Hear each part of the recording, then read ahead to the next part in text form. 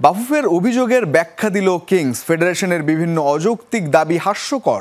31 আগস্টের আগে জাতীয় দলের ফুটবলারদের ছাড়বে না কিংস, জানিয়েছেন কিংস সভাপতি ও বাফুফের সিনিয়র সহসভাপতি ইমরুল হাসান। প্রি সিজন প্রস্তুতির জন্য দল গোছাতে এমন সিদ্ধান্ত ক্লাবটির।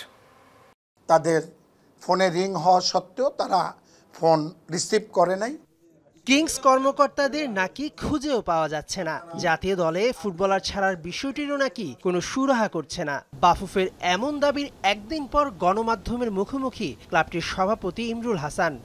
এই বিষয়ে আসলে ব্যাখ্যাটা কি আপনাদের? আসলে জাতীয় দলে আপনারা জানেন যে এবছরে মাত্রই দলবদল শেষ হলো। প্রত্যেকটা দলেরই কিন্তু একটা নিজস্ব পরিকল্পনা থাকে। 2021-এ যেটা ফিফা উইন্ডো ছিল সেখানেও আমরা প্লেয়ার ছেড়েছি। সাফ আন্ডার 20 যেটা ফিফা উইন্ডোর মধ্যে পড়ে না, সেখানেও আমরা প্লেয়ার ছেড়েছি। এশিয়ান গেমস 2023-তে যেটা ছিল সেটাও কিন্তু ফিফা উইন্ডোর মধ্যে না, সেখানেও আমরা প্লেয়ার দিয়েছি। সাফ আন্ডার 20 যেটা, সেটাও কিন্তু ফিফা উইন্ডোর মধ্যে না বা রিকগনাইজড অ্যাসোসিয়েশন খেলা না, সেখানেও আমরা প্লেয়ার ছেড়েছি। এএফসি আন্ডার 20 এটাও ফিফা উইন্ডোর মধ্যে ছিল, সেখানেও কিন্তু আমরা প্লেয়ার ছেড়েছি। আমরা ফিফা উইন্ডোর বাইরেও কিন্তু আমরা প্লেয়ার ছাড়ছি। হয়তো আমরা যখনই চাই, আমাদের ক্লাবগুলোর তো নিজস্ব একটা পরিকল্পনা থাকে। আপনি 3 দিন আগে চেয়েছেন, আমরা হয়তো 3 দিন পরে ছেড়েছি, কিন্তু যে ছাড়েনি সেটা বললে কিন্তু ভুল হবে।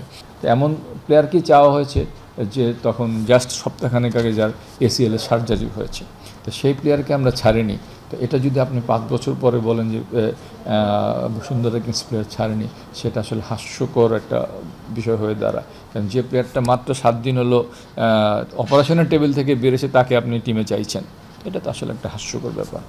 ফিফার আইনে জাতীয় দলে ডাক পাওয়া 10 ফুটবলারকে 72 ঘন্টা আগে ছাড়ার নিয়ম। কিংস কর্তৃপক্ষ তারও কিছুটা আগে 31 আগস্ট ফুটবলার ছাড়বে।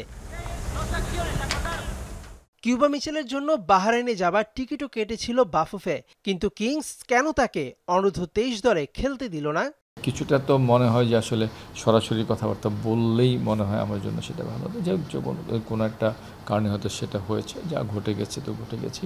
আমরা চাইব যেন অনূর্ধ্ব-23 তাদের প্রত্যাশিত সাফল্য অর্জন করতে পারে। বাফুফে তাদের জায়গায় শক্ত অবস্থানে। বুধবার কিংস বাফুফের চিঠির জবাব দিবে, তারপর আবারও জরুরি মিটিংয়ে বসবে ন্যাশনাল টিমস কমিটি।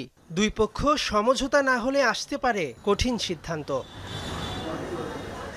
মেহেদী নাইম, যমুনা স্পোর্টস, ঢাকা।